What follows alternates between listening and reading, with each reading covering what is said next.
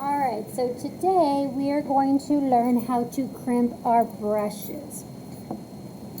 First, we're going to talk about the task card. So our task card is the same as last year. Make sure you put your name on it. I'll give you the due date as soon as I'm finalize those dates. One side is tasks you're going to do and the other side is salon services. You have a unicorn document that you're going to color.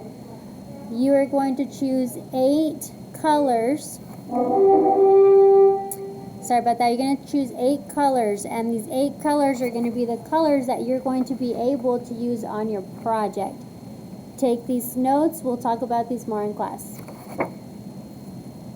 You're going to take one bottle, label it acetone, another, label it alcohol. We use our Sharpie because with time it does drip and come off. So if you have a label maker, this is best, but you can always write it down. We are going to fill our alcohol and acetone bottles halfway to a quarter way with product. That is by the sink. If you did not finish your flour, you do need to finish it by Friday on your own time. And we're going to go ahead and pinch the brushes. We're going to get a napkin with these 2 brushes for an example and our tool, and we're going to use these 4 in a second. So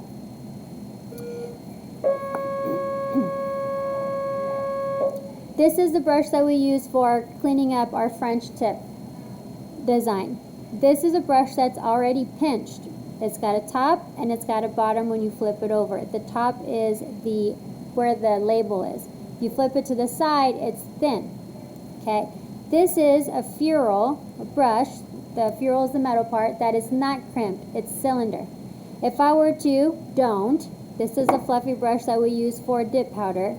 But if I were to take my pliers and crimp it, I would squeeze the metal ferrule the way this one is pinched. And then look, it changes the shape of my brush and now is a fan brush. Now if I were to draw a line, paint a line with this, it would give me a different shape than if I would paint it with this. So the way you crimp a brush, it gives you a different result. So those are the 2 examples. We're not going to do anything to those. We're going to take our floral brushes, how many ever you have.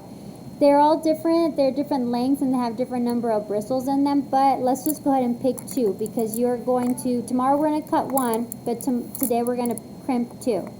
I've already crimped these, but the material is a cylinder and it's kind of funneled, okay?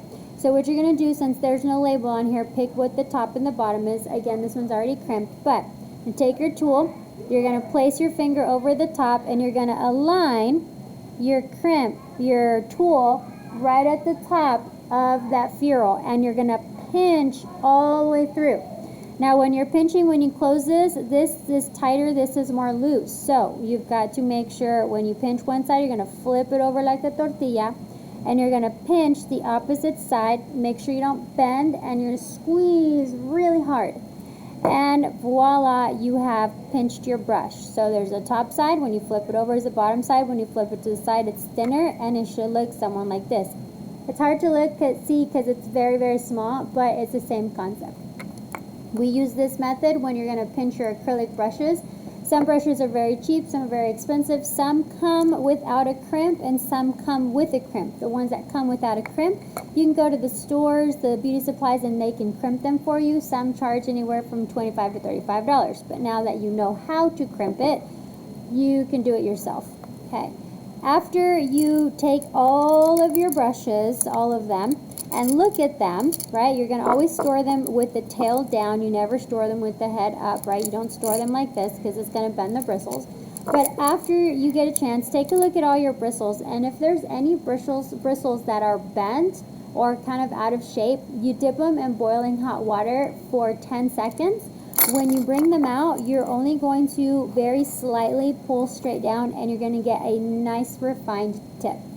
And that is what we did today so in class. So you can go ahead and take your brushes, check the difference between a crimped and not crimped brush.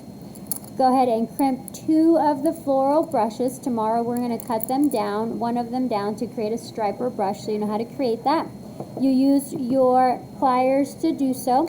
You labeled your alcohol and acetone bottles and filled them up. You checked all the rest of your brushes and dipped them in boiling hot water to smooth them out to get the bristles right. You stored them upright and finished your flour from yesterday, and you have till Friday.